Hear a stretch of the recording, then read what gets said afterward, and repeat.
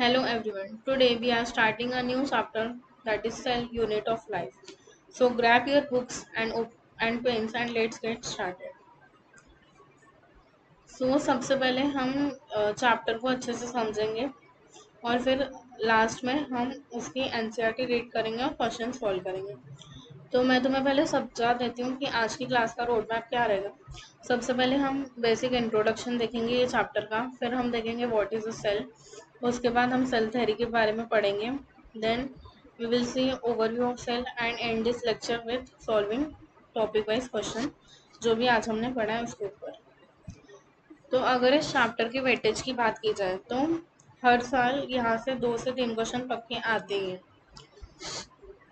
ज़्यादा क्वेश्चन यहाँ से प्रोकैरियोटिक सेल और यूकैरियोटिक सेल से पूछे जाते हैं और व्हाट इज़ अ सेल या सेल थ्योरी या ओवरव्यू ऑफ सेल से एक क्वेश्चन पूछा जाता है। अगर सपोज यहाँ से नीट 2026 में 3 क्वेश्चन आएंगे तो एक क्वेश्चन आज की क्लास से फिक्स है, तो इसलिए लिसन केयरफुली। अब समझते हैं कि what is a cell.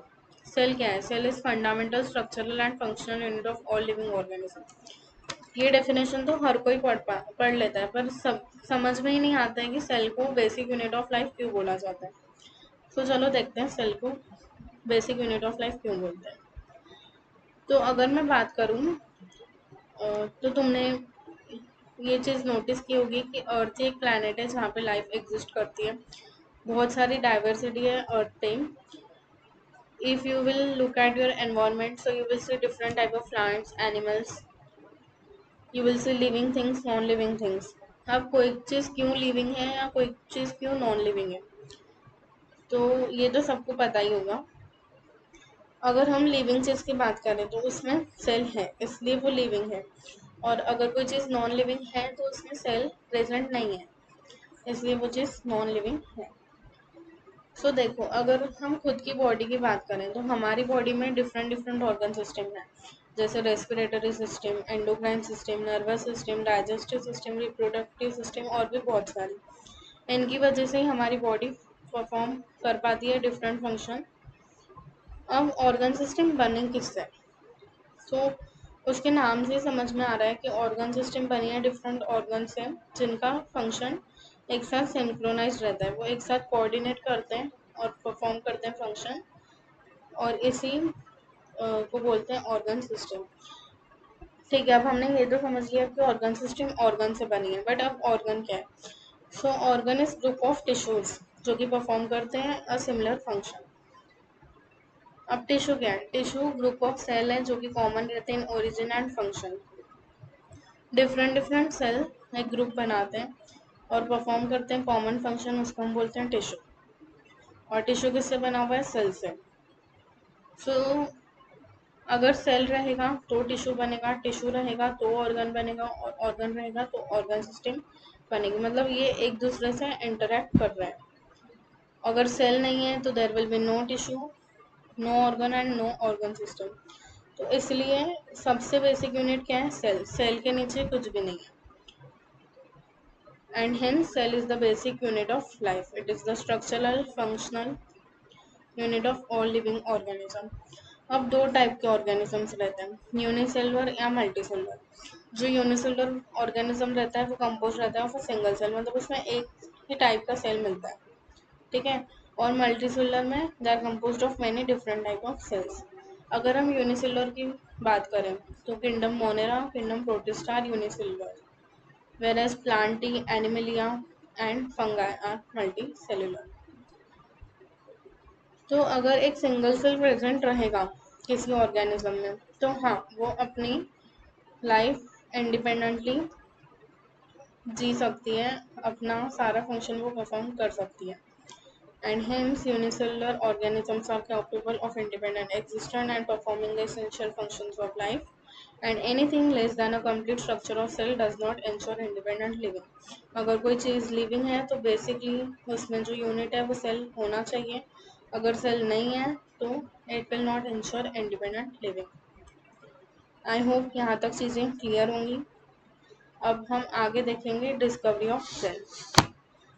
NCERT में डायरेक्टली बताया गया है कि फर्स्ट लिविंग सेल डिस्क्राइब किया था एंटोन वॉन लीवेनहॉफ ने। बट अगर हम उससे पहले की भी बात करें तो जो फर्स्ट सेल था, फर्स्ट डेड सेल था, वो डिस्कवर्ड किया था रॉबर्ट हुक ने। उसके बाद एंटोन वॉन लीवेनहॉफ ने डिस्क्राइब किया था लिविंग सेल, और 1831 में रॉबर्ट ब्राउन ने न्यूक्लियस ऑफ सेल डिस्कवर किया था। Now we will see about cell theory. तो सेल थ्योरी किसने दी थी? Cell theory was formulated by Sladen in 1838 and Schwann in 1839. स्लीडन एक जर्मन बॉटनिस्ट थे जिन्होंने एग्जामाइन किए थे लार्ज नंबर ऑफ प्लांट्स, और जब उन्होंने एग्जामाइन किया प्लांट्स को तब उन्होंने देखा कि plants different type of cells के बने हुए हैं, और मैंने तुमको अभी बताया डिफरेंट टाइप ऑफ सेल्स एक साथ क्या बनाते हैं, tissue. So Sladen examined large number of plants and observed that all plants are composed of different cells which form a tissue. अब न्यू एनसीईआरटी में ये अपडेटेड हुआ है। Theodor Schwann is a German zoologist, इसको याद रखना। इन्होंने studied किए थे different type of animal cell, और इन्होंने ये बताया था कि एनिमल सेल में थिन आउटर लेयर प्रेजेंट रहती है जिसको हम बोलते हैं प्लाज्मा मेम्ब्रेन। और इन्होंने प्लांट सेल को स्टडी करके ये भी बताया था कि जब हम प्लांट सेल को बाहर से देखते हैं तो सबसे पहले उसमें सेल वॉल रहती है जो कि एक यूनिक कैरेक्टर है प्लांट सेल का, और फिर हम जैसे जैसे आउटसाइड टू इनसाइड आते हैं तो सेल मेम्ब्रेन भी प्रेजेंट रहती है। बट स्लेडन एंड शॉन ये नहीं बता सके कि न्यू सेल्स फॉर्म कैसे होते हैं। ये सेल थ्योरी का, इनके द्वारा दी गई सेल थ्योरी का एक डिमेरिट था। फिर 1855 में रुडोल्फ वर्चो आए थे जिन्होंने फर्स्ट एक्सप्लेन किया था कि न्यू सेल्स फॉर्म कैसे होते हैं। तो उन्होंने बताया था कि जो न्यू सेल्स फॉर्म होते हैं वो प्री एग्जिस्टिंग सेल से ही फॉर्म होते हैं, मतलब जो पहला सेल है वो डिवाइड करेगा, सेल डिवीजन करेगा, और उससे ही न्यू सेल फॉर्म होंगे। और इन्होंने एक टर्म भी दी थी ओमनिस सेलुला ई सेलुला, ये इंपॉर्टेंट है, इसको याद रखना। इसका मतलब क्या है? New cells are form from pre existing cell, ओमनिस सेलुला ई सेलुला। अब देखो कंक्लूजन क्या है सेल थ्योरी का। तो रुडोल्फ वर्चो ने फाइनल शेप दिया था सेल थ्योरी को। उन्होंने बताया था कि all organism are composed of cells and product of cells, मतलब सेल ही डिवाइड करके नए सेल्स बनाता है। So all cells arise from pre existing cell. अब हमने देखा कि पहले सेल डिस्कवर्ड हुआ था, उसके बाद रॉबर्ट ब्राउन ने न्यूक्लियस ऑफ सेल भी डिस्कवर्ड किया था। तो सेल के अंदर ही न्यूक्लियस प्रेजेंट रहता है। अब on the basis of membrane bound nuclei किसमें प्रेजेंट है किसमें नहीं, इससे हमको दो टाइप के सेल मिले। First one is eukaryotic cell. Eukaryotic cell में मेम्ब्रेन बाउंड न्यूक्लियाई प्रेजेंट रहेगा। दूसरा है प्रोकैरियोटिक सेल, इनमें मेम्ब्रेन बाउंड न्यूक्लियाई प्रेजेंट नहीं रहेगा, और इवन इनमें मेम्ब्रेन बाउंड ऑर्गेनल्स भी प्रेजेंट नहीं रहेंगे। अगर हम बात करें राइबोसोम की, तो राइबोसोम एक नॉन मेम्ब्रेन बाउंड ऑर्गेनल है जो कि हमें बोथ प्रोकैरियोटिक सेल और यूकैरियोटिक सेल में मिलता है। फिर दोनों सेल्स में ही सेमी फ्लूइड मैट्रिक्स मिलता है जिसको हम बोलते हैं साइटोप्लाज्म।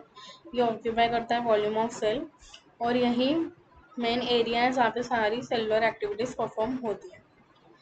अगर हम बात करें एनिमल सेल की, तो यहाँ पे एक और नॉन मेम्ब्रेन बाउंड ऑर्गेनल मिलता है जिसको हम बोलते हैं सेंट्रोसोम। ये हेल्प करता है सेल डिवीजन, ये तुम देखोगे नेक्स्ट चैप्टर में। तो अब देखते हैं ओवरव्यू ऑफ सेल। सबसे पहले न्यूक्लियस। न्यूक्लियस क्या है? It is a dense structure that contain chromosome, जिसमें जेनेटिक मटेरियल प्रेजेंट होता है। अगर ये मेम्ब्रेन बाउंड प्रेजेंट है तो ये यूकैरियोटिक सेल है, और अगर अब्सेंट है, मेम्ब्रेनलेस है, तो इट इज प्रोकैरियोटिक सेल। ठीक है, फिर उसके बाद ऑर्गेनल्स देखो।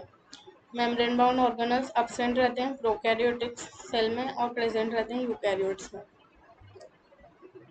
बट मेम्ब्रेनलेस ऑर्गेनल्स हैं राइबोसोम और सेंट्रोसोम। राइबोसोम प्रेजेंट रहता है बोथ प्रोकैरियोटिक और यूकैरियोटिक सेल में, बट जो सेंट्रोसोम है वो प्रेजेंट रहता है only in animal cell.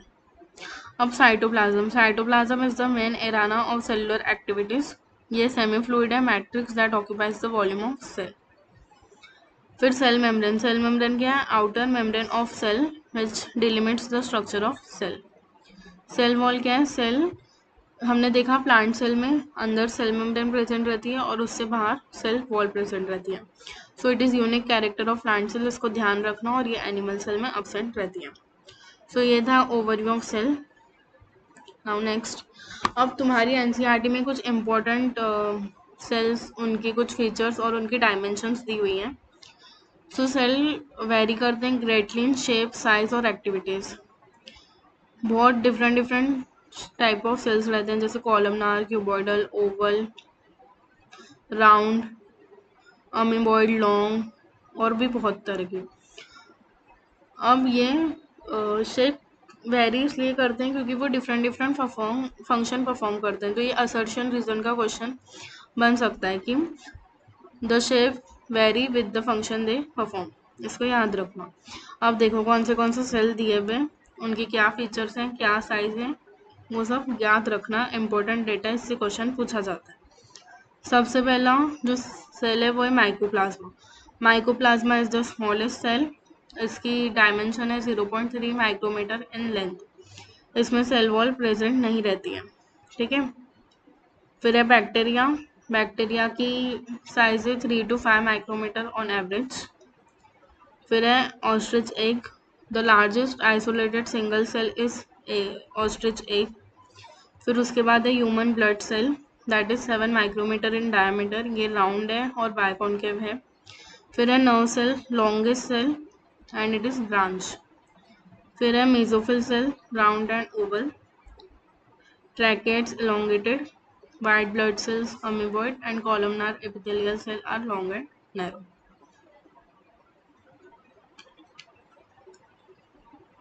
So I hope तुम्हें यहाँ तक समझ गया होगा। तुम एक बार खुद से एनसीईआरटी पढ़ना, मैं लास्ट में पढ़ाऊंगी, बट फिर भी आज जितना हुआ है उसको अच्छे से रिवाइज करके एनसीईआरटी पढ़ ले। So I hope you have understood what we see today.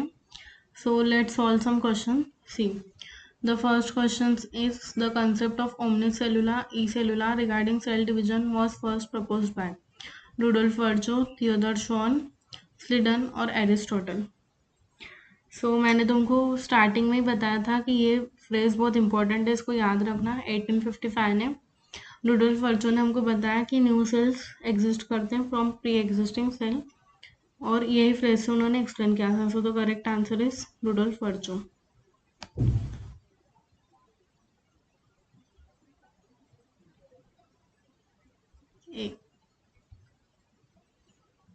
Now second question, cellular organelles with membranes are.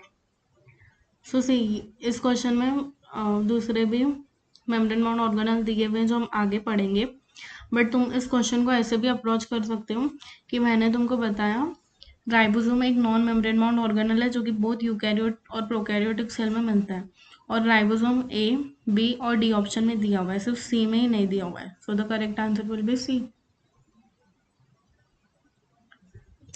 Now next, which of the following is not found in a prokaryotic cell.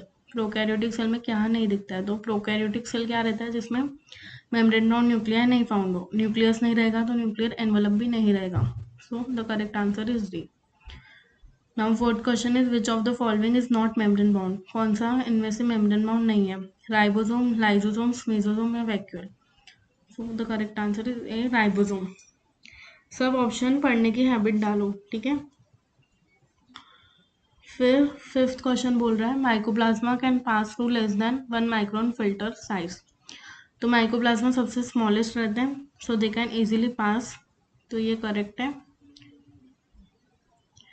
Mycoplasma और bacteria with cell wall, नहीं ये गलत है। मैंने तुमको बताया कि mycoplasma और बैक्टीरिया जिनमें सेल वॉल नहीं रहती है। So the correct option will be A. So I hope तुम्हें यहाँ तक समझ में आ गया होगा। अब ये कुछ एनसीईआरटी फिलअप्स हैं, try to answer it in the comment section and comment your doubts and suggestions. I hope you like this lecture. Please like, subscribe and share. Thank you. See you in next lecture.